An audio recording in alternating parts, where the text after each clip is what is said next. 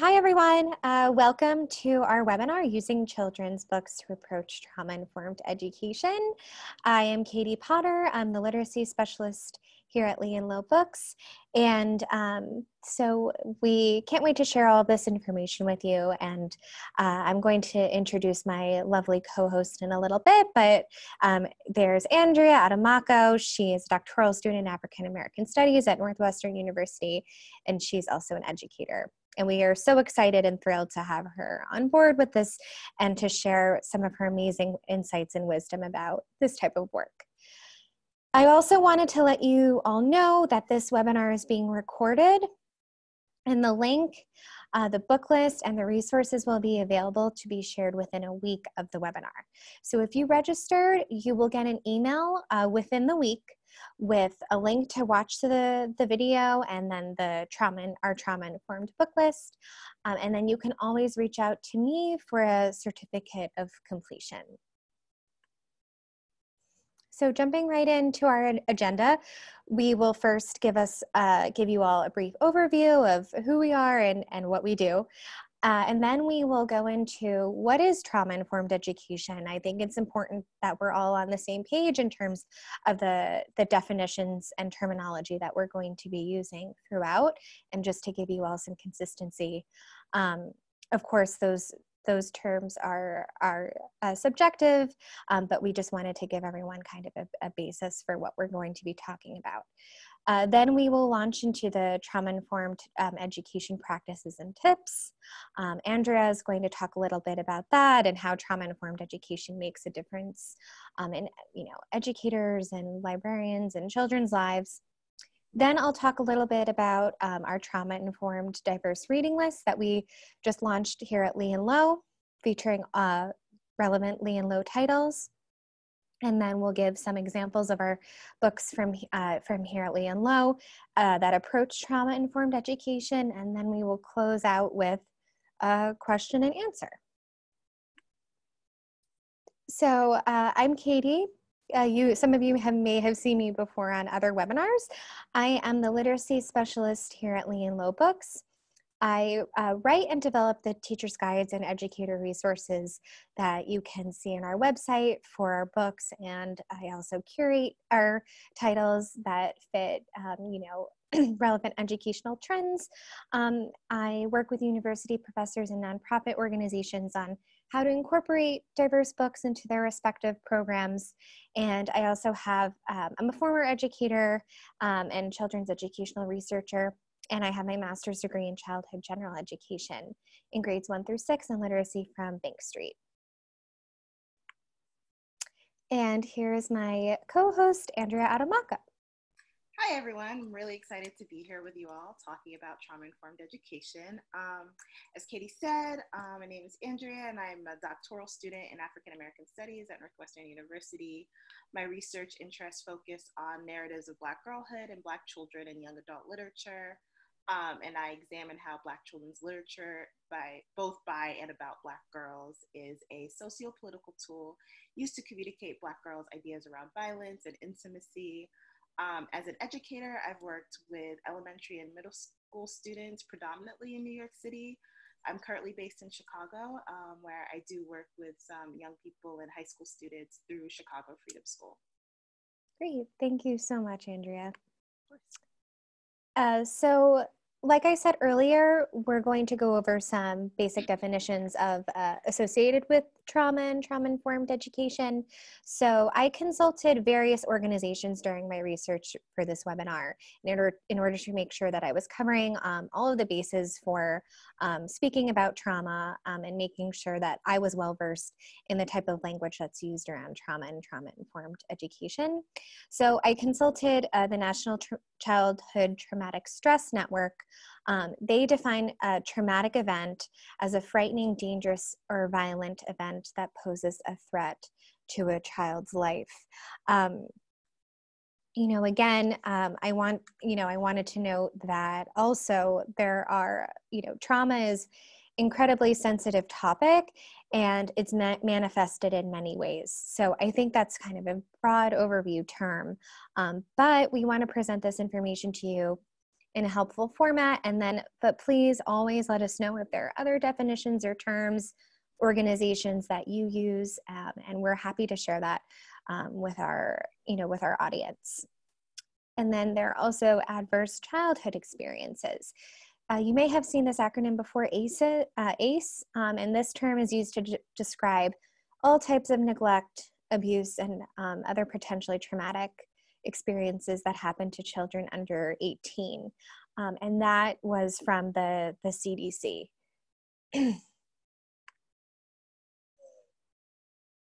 So speaking about trauma generally, again, I compiled a list of reactions that were the most common amongst the organizations that I read from. But again, trauma varies so much per individual.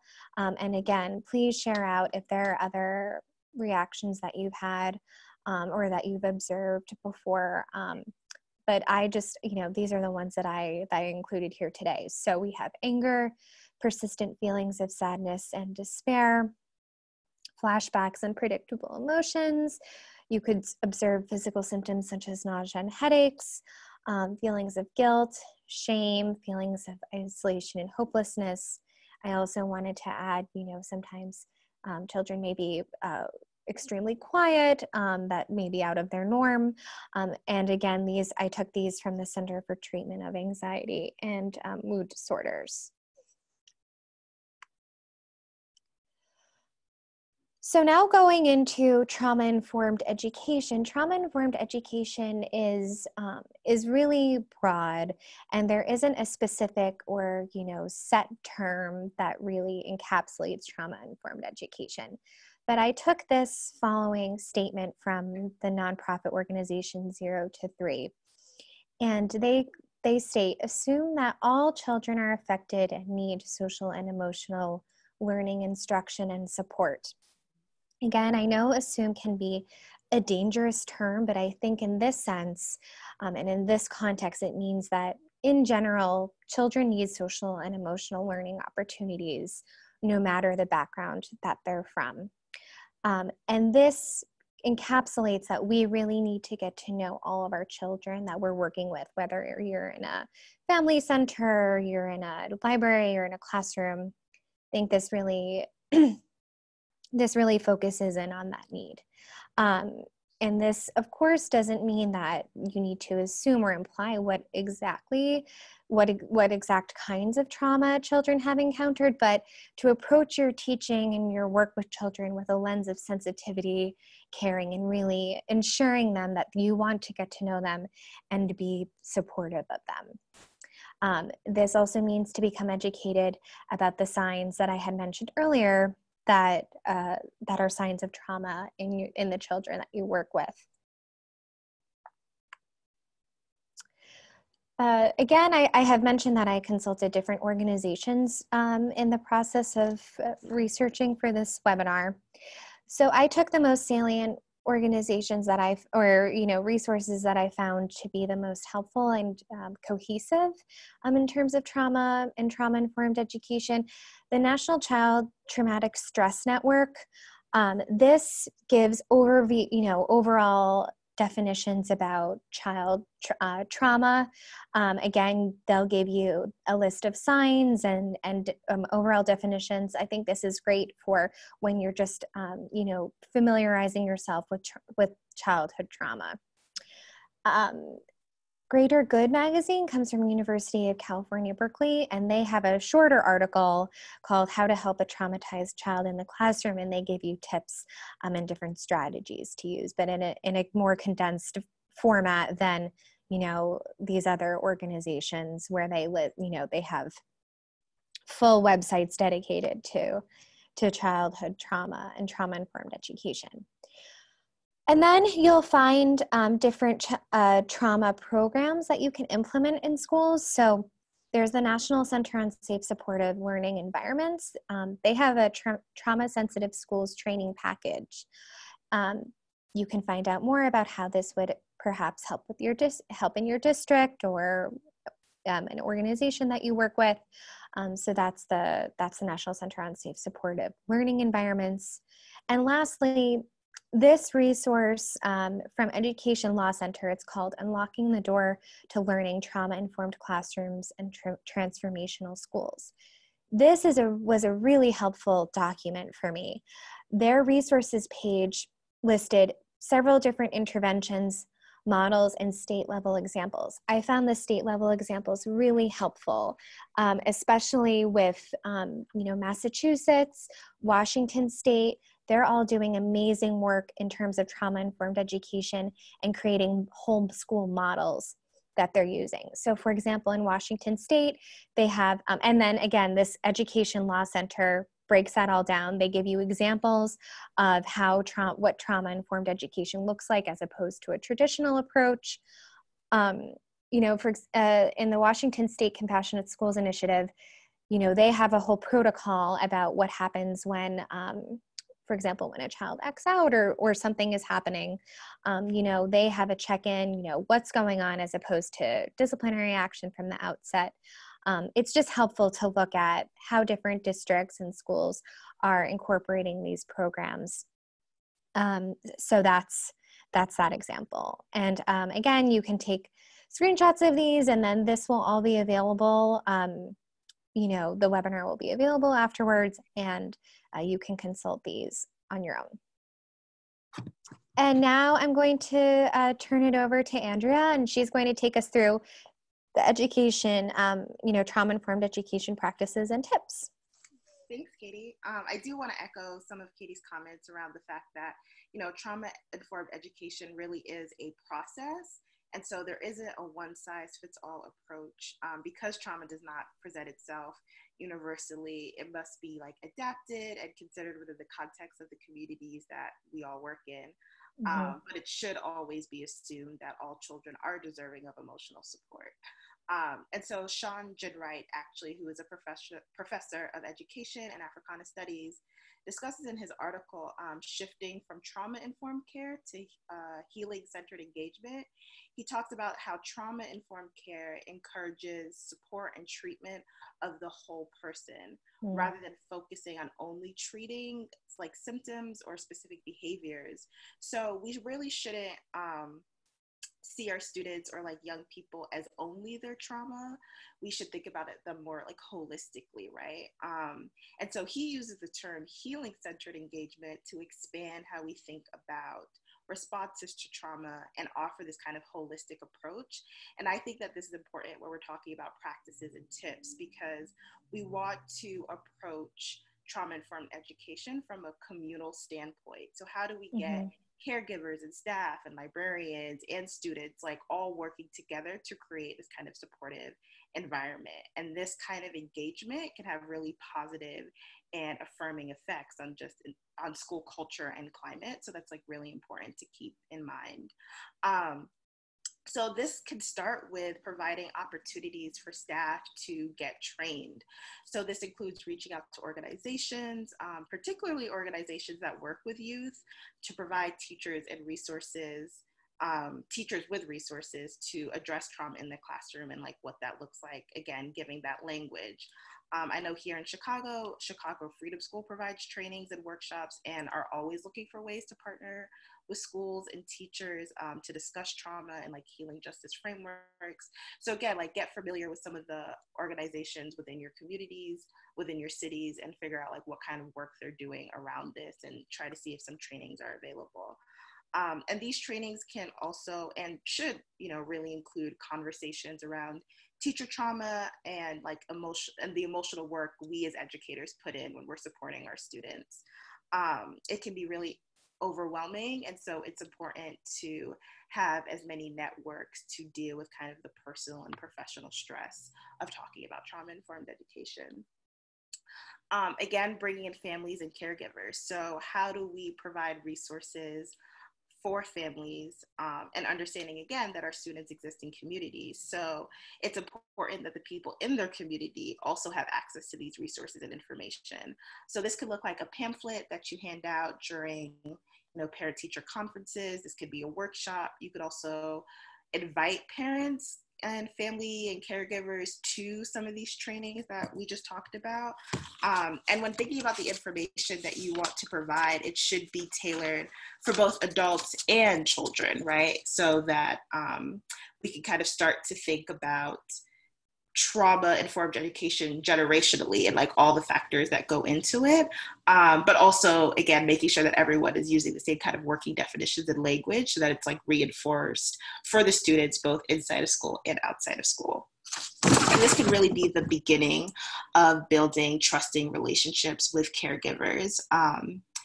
And you do want to be aware of your school abuse policy so that you could also give that information to parents, but being well versed in it yourself can make you feel more grounded when you're aware of a traumatic experience for a child, student, or multiple students. And so when it comes to students themselves, it's really important for them to feel a sense of agency within the classroom space.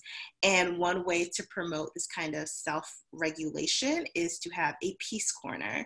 So a peace corner can look like many different things, but it's mainly a semi-private space within the classroom where students know that they can go when they need to be able to like take care of themselves and their needs and step away from the group, basically. So it should include a variety of self-care options. You could have materials to draw, a pillow for nap time, stress ball, toys, affirmations that they can repeat to themselves. I know that I've introduced meditations into classroom spaces, and that's really been well received by students. And, you know, luckily you can find tailored ones on YouTube for free. So you can always like bring that into your classroom. It could also be useful to provide like a timer so that students know that they have, 10, 15 minutes to do what they need to do for themselves and then return back into the group. The main idea basically of a peace corner though is to just let students know that it's okay for them to feel overwhelmed, to take a step back, and take a break, and that it teaches them how to express themselves and cope with their really intense emotions that they may be having or may be triggered by. So thinking about a peace corner as one place for these kind of conversations that students can go to, we also want to establish just general kind of classroom environment and what that looks like. And so you could think about discussing creating rules around a safe space. And a safe space should really be a shared definition that the classroom comes up with together. So the students have a way of being able to say what makes them feel safe, and then your role in creating that sense of safety for them, and then their accountability towards one another as they're all sharing space with each other. The language of safe space was really intended to increase the safety and visibility of marginalized people and let them know that their thoughts and ideas and feelings would be respected. Oftentimes, however, it can make students, the way that it gets taken up can make students feel like they don't have to be pushed outside of their comfort zone. And so we don't want to teach students to like avoid conflict. Rather, we want to provide them with tools to learn how to challenge themselves and each other in ways that advances their critical thinking skills, right? So for this reason, I prefer the term brave space that focuses more on challenging with respect, being accountable to one's intentions, being aware of one's emotions and feelings, disagreeing without attacking. And so these are kind of like life skills that everyone needs to really like hone in on inside and outside of the classroom. And so whether it's a brave space or a safe space, you just want to make sure that expectations are communicated and that it becomes like an ongoing conversation. Right. And additionally, when it comes to trauma-informed education, it's really important for students to not feel like they're alone, and some of that comes with fostering connections. So that could be, deepening your understanding about the community that students live in and their interests and their ideas, but also, introducing children's literature that helps give them a language to articulate their thoughts and feelings, and letting them know that some of these things that they're experiencing, whether it's a death in the family or a family member being incarcerated, et cetera, that they're not the only ones who are experiencing this. And so to know how to introduce children's books, it is really, really essential to know your students, to observe their emotional and social behaviors, and adjust based kind of on their learning needs. And so, you know, students can feel a loss of control when they've experienced something traumatic or they've witnessed, whether it's themselves or just witnessing other people go through it. And so, you know, you also want to try to stick to routines and patterns that allow for stability, and, you know, kind of equip the classroom space so that they know how to manage themselves and the space and they know what to expect. That's also really important. Mm-hmm. Great. So I wanted to pose a question to our audience, and you can use the chat box. We're experimenting with this, so you know, we would love to know, what tips or strategies do you have that you use with your students? I know that in one of the classrooms that I've worked in, we had a water bottle that we would fill up with like this purple glitter, and we would flip it over and the students would kind of watch all of the glitters settle down to the bottom. And it was a wonderful way for them to relax and kind of to center themselves. And it was so simple yet so effective. So anything like that, if you want to answer in the chat, you know, so that we can see, you know, what you all think, or if you have any recommendations to give. And again, you know, you can type these throughout the webinar. So it's not you know, we don't have a finite time of when you have to answer. So just let us know, and you can always answer in the chat box.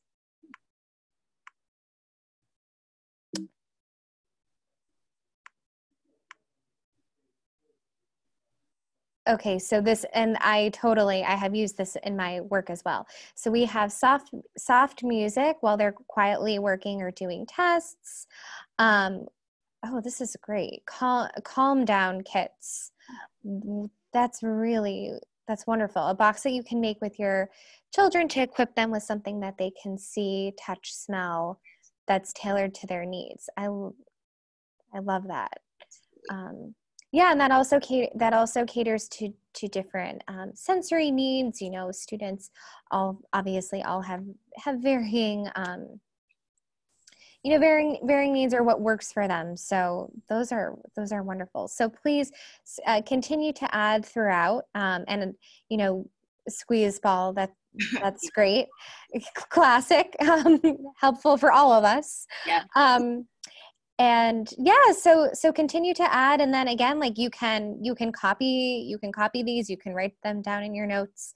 So thank you all for those of you who have added to the chat box, and yeah, continue to do so throughout. So thank you so much.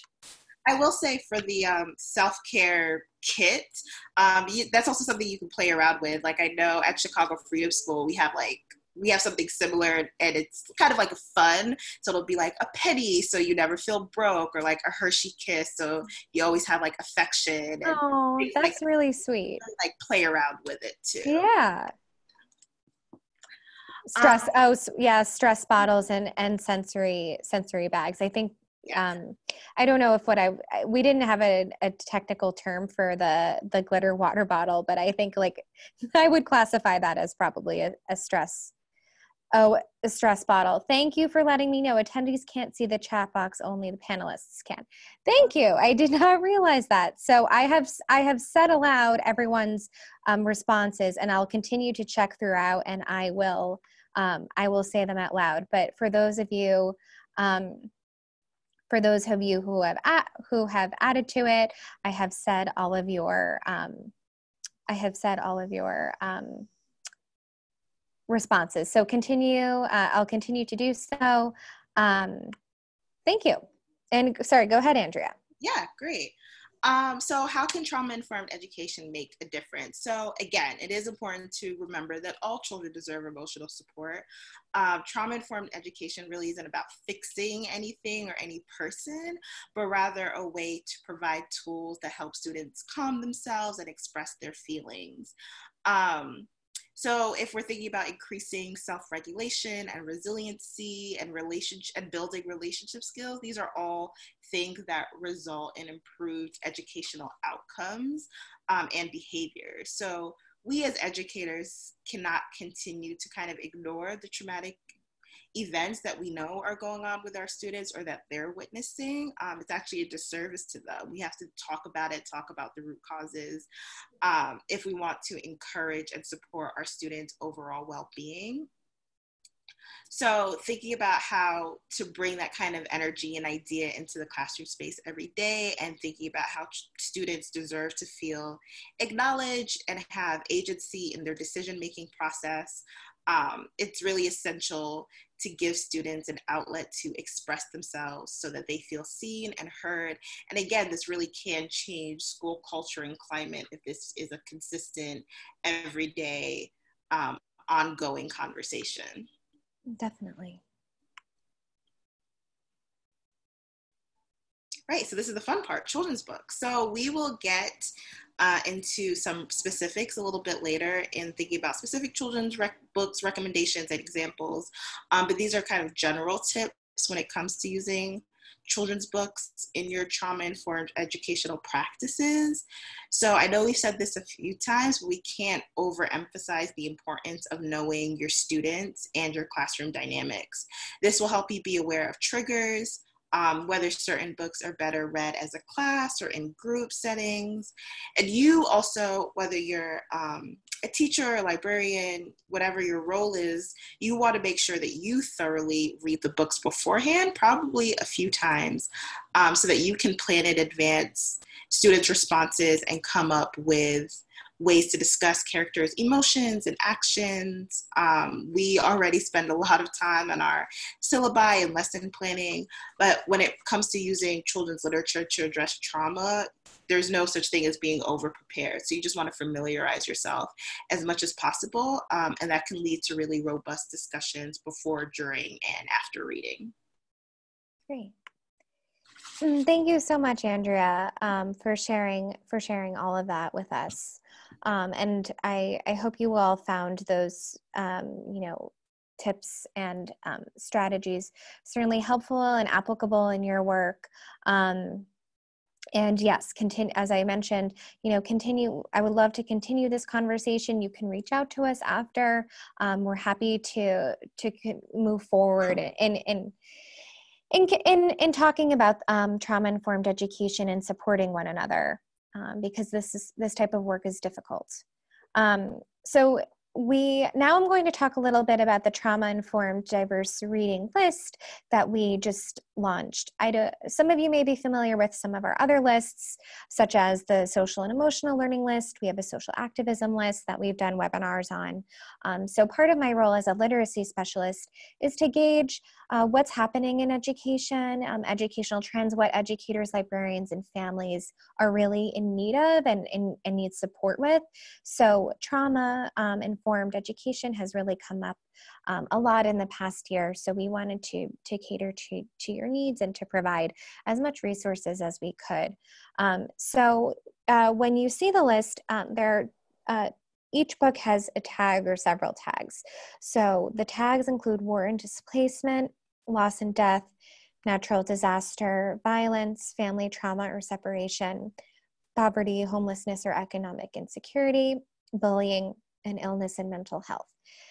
And certainly there are more themes that emerge in these books, but we wanted to give an overview and kind of general idea of what the book covers. And then on the back page of the list, you'll see two examples that I talked about earlier. And then again, you can refer to this webinar for some more of the organizations that I talked about. And the collection is available to be purchased online. It's at, you can go on our website, you can type in trauma and search through the collections. And again, we also customize, our literacy and sales team here, we customize your orders based on your needs. And we work with schools and organizations all over the country. So please reach out to us if you want to learn more, or if you want to expand on the list, for us to communicate with your school. So we are happy and thrilled to do that. So the list is also broken down by grade band. So we have grades pre-K to 2, and you see all of our books here. And again, grades pre-K to 2, these books can be read in grades 3 to 5, and grades 3 to 5 can be read in grades 6 to 8.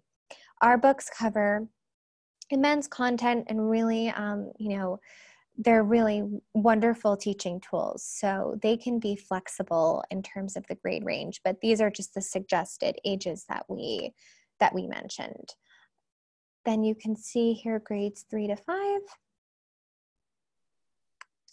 and grades 6 to 8. I also wanted to, reiterate that this list is free and downloadable and available online. And so you can print this, you can email this to colleagues, however you want to share. And now we are going to give specific examples of books per grade band. The first one that I'm going to start with is Calling the Water Drum. This book really, this book is heavy in terms of the content that's presented, and this book is beloved by educators. It's about, it's the story of a young Haitian boy. He loses his parents as they attempt to flee Haiti in a boat, and after this immense loss, he temporarily communicates with the outside world through playing his drum. So this is a book that you can use to introduce this type of trauma to young children, and how sometimes objects or other materials are ways that children can cope with such intense trauma. This is a spread that just shows his name is Henri and his friend Katrine, and she's engaging with him, and it tells his story.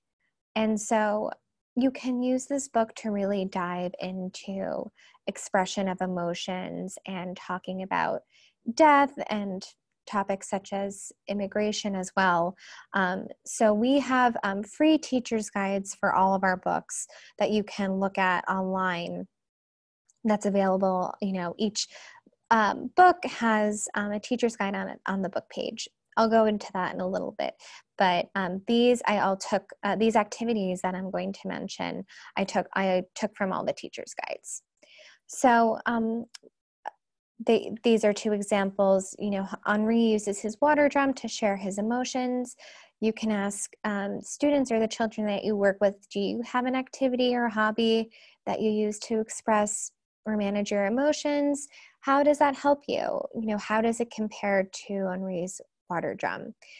Again, knowing what your students have gone through, I wouldn't necessarily recommend reading this book in the beginning of the school year. This book can be read in small groups, but really getting to, like what Andrea said before about triggers, really understanding the triggers that students have before embarking on such an intense book is really integral to the trauma-informed education. But then again, you don't want to shy away from using this book because it's really important to expose to children, and also it's helpful for children to possibly identify with the main character. So again, it all goes into your own preparation and training to engage with the books that we mention here.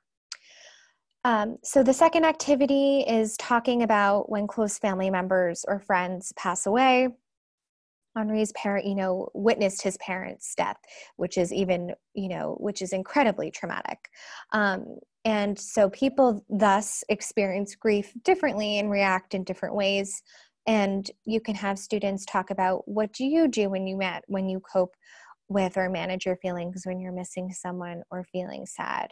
What advice can you give someone who has lost a friend or a family member?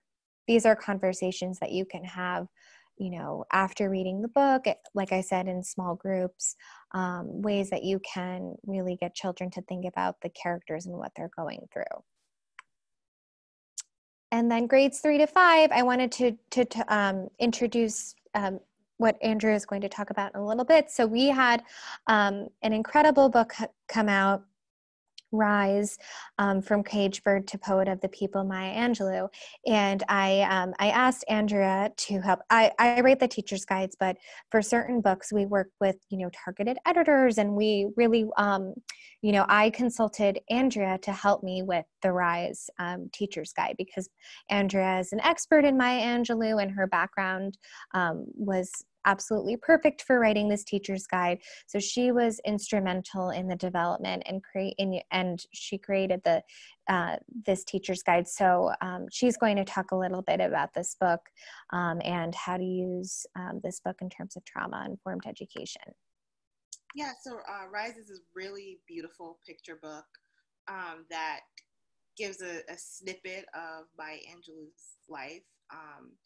And why this book is particularly important for trauma-informed education, it's because it discusses Maya's childhood experience of being sexually assaulted. And the way that it's done, it's not explicitly named in the book that Maya was sexually assaulted. So you really just see kind of her actions and reactions to this, like a negative, bad event that's never really explicitly named. And so it can provide a way to think about the process of emotions that young people go through when they experience a traumatic event. For those not familiar with Maya's story, how it's discussed, how we see it play out in the book is that after she is sexually assaulted, she goes mute for a significant amount of time, and she does not speak because she is so traumatized, and she really turns inwards to using like books and literature. So it's also a way to think about other forms of expression that students can turn to when they've witnessed something really, or experienced something that's really traumatic for them. Mm-hmm.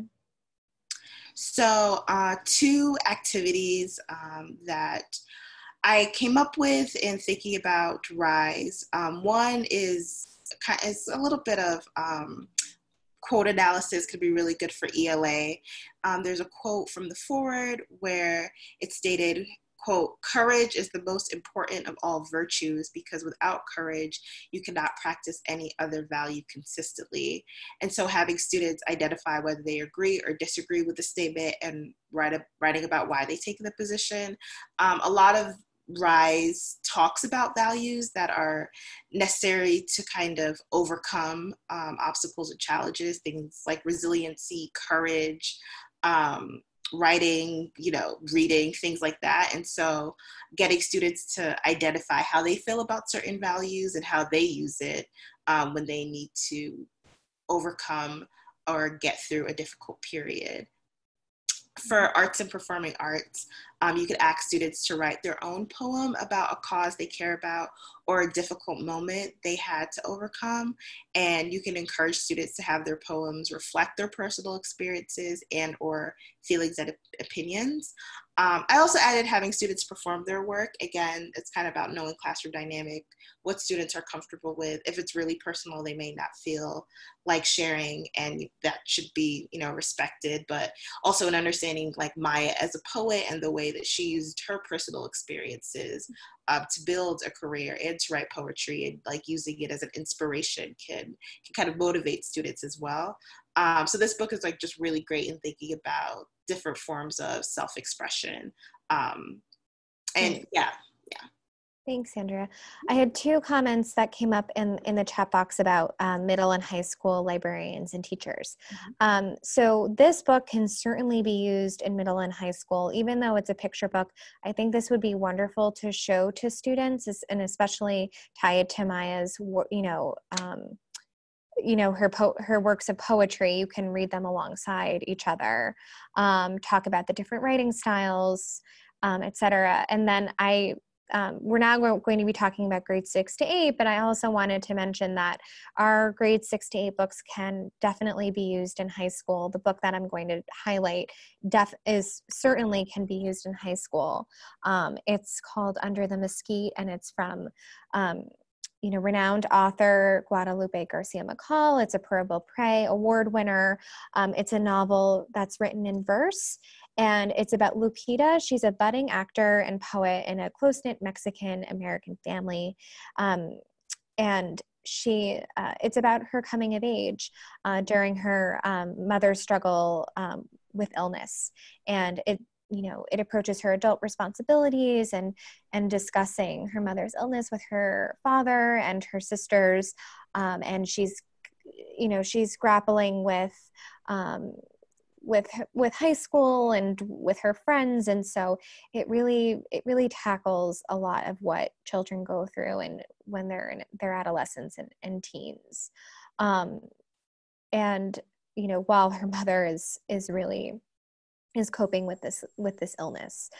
Like Andrea had mentioned, you can use art and poetry to home in on students' emotions and connecting them to the text. So having students thinking about the strongest images that Guadalupe creates with her poetry, how do these images set the mood? You can create a piece of art that aligns with an image in the novel. You can also create an art from that evokes what you thought of when students read the novel. And then again, you can have we have a school home portion of all of our teachers' guides that you can suggest to families or people who are at home with the students, and students can interview a family or friend about someone who they've lost in the past to illness, talking about strategies, what were some of the lessons that they learned, what memories do they cherish. Again, really confronting and talking about grief and loss is helpful and really aligns with trauma-informed education practices. So I hope that answers the question for middle and high school teachers and librarians. You can also consult the list, and then you can go onto our website, and the search function on our website will give you more details. You can search by theme, whatever you're looking for. Again, Andrea and I had talked about activities from the teacher's guides. You can go on our website to consult these teacher's guides. They're all free and downloadable. So you can type in, RISE, and then the title RISE will come up. You click on teacher's guide, and then you can click on download this guide as a PDF. And that's how you access all of our guides. So our guides break down, they have literal questions, higher level thinking questions, and then they also offer interdisciplinary activities. We gave examples from higher level thinking questions and interdisciplinary activities. And again, they're not scripted lesson plans. They're designed to be used alongside a unit or curriculum that you're using. So you can certainly pick and choose whatever activities best work for you. You can adopt them. You can use them however you want. So now we are going to go into our question and answer portion of the webinar. If anyone has any questions, feel free to type them in the Q&A box. I have some questions that I pulled that people had asked prior to engaging in the webinar. The first question that I'm going to go into is, can you speak more about teacher trauma? Mm-hmm. Teacher trauma, yes, we had another question about putting a list together for older ages. The grades in the grade band, it says 6 to 8 plus. So those are, plus means that those books can also be used in high school. Under the Mesquite can certainly be used in high school. So feel free to consult our list, and then you can look at our website too and search by whatever theme and grade that you're looking for. So teacher trauma, there's several articles on Edutopia, if you are familiar with that platform, about teacher trauma and dealing with student trauma in the classroom or library. So this is referred to as vicarious trauma, or this article in particular called it the cost of caring. And it's on Edutopia. It's called When Students Are Traumatized, Teachers Are Too. And this can certainly be the case.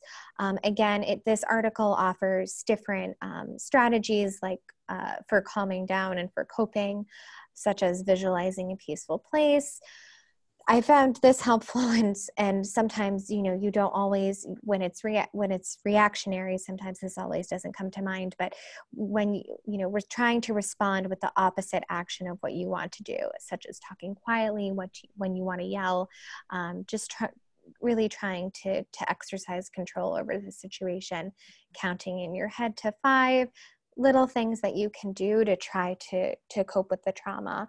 And then again, to deal with trauma on a larger basis, you can consult the different organizations that we mentioned, or go to your administration and start the conversation and discussion, because teachers, librarians, and and people who work with students every day also need support too.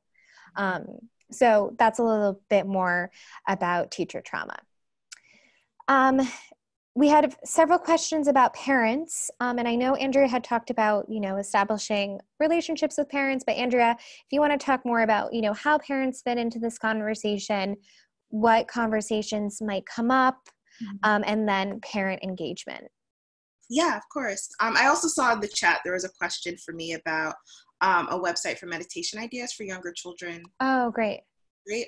So I've always just used YouTube, mainly because you could kind of do it thematically. So sometimes I would do like meditation around silence, or like self-worth, or, and then kind of like listen through to make sure it was appropriate. But there are more mindfulness in K through 12 settings, like apps and websites that are kind of catered towards that. So, feel free to kind of browse and experiment. Something else I use sometimes is the Calm app. Oh, yeah, that's great. That's like really helpful, and it's very thematic. And there's like shorter ones and longer ones. So that's something you could also look into. Sometimes though, with the Calm app, there's a free platform and there's a subscription-based one. So, think about cost as well, if that's something your school might invest in. But yeah. And so when it comes to parents and families and caregivers, could be kind of touchy, right? Because sometimes the family is the source of the trauma for the child. Sometimes the child is witnessing the family member go through something traumatic, right? That, so there's a lot that can be happening. And if the child has an adult in their life who has never addressed their own traumas, or has not been given these tools and resources, then it can make this conversation that much harder to be reinforced in the home space, right? And so it's really about just kind of creating relationships, using moments and workshops with parents and families to, again, like set the tone, giving everyone the same language. Like if we're saying trauma, do we all understand what that means, what that looks like?